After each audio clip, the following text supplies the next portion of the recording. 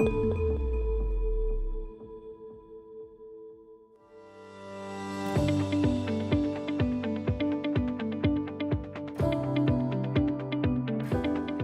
rapid response to COVID, I think, has been fascinating. And we've seen it not only from government, but also from business, and in particular the financial services sector, although we're seeing it in other areas such as the property sector, telecoms, and all areas where we have a reach out to large numbers of customers, but also have highly regulated businesses. I think that in the rush to help solve the situation or help soften the blow for people, there will naturally be mistakes. Whether it's in government incentives and how they're being dealt with, or whether there'll be mistakes that happen in banking, or whether it's in the businesses that are applying for those support mechanisms, there will be honest mistakes. I think there'll also be a sort of cohort who are seeking to exploit that situation and exploit the gaps that are created. So, we can't let our guard down on things like cybersecurity, anti-money laundering, and making sure that our fraud systems are really up to date. Certainly in my business, we've seen a lot more email type fraud attempts.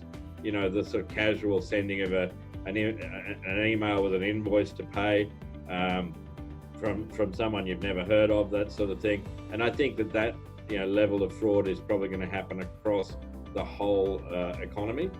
And we need to be conscious of that and making sure that we've put the safeguards in place so that we can recoup those funds. Further to that, we've got this acceleration of trading, which is going to happen with open banking and a few of the technical sort of advances that we've had over the last year. So transactions can happen at the speed of light.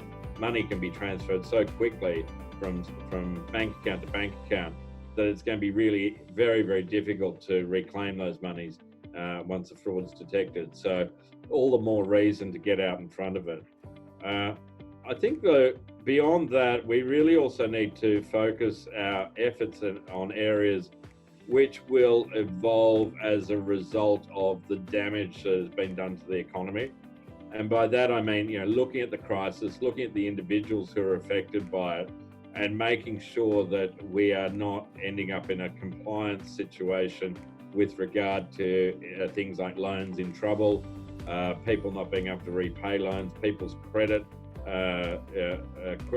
report being adversely impacted by this, and potential also for further exploitation of vulnerable people. And by that I mean the elderly.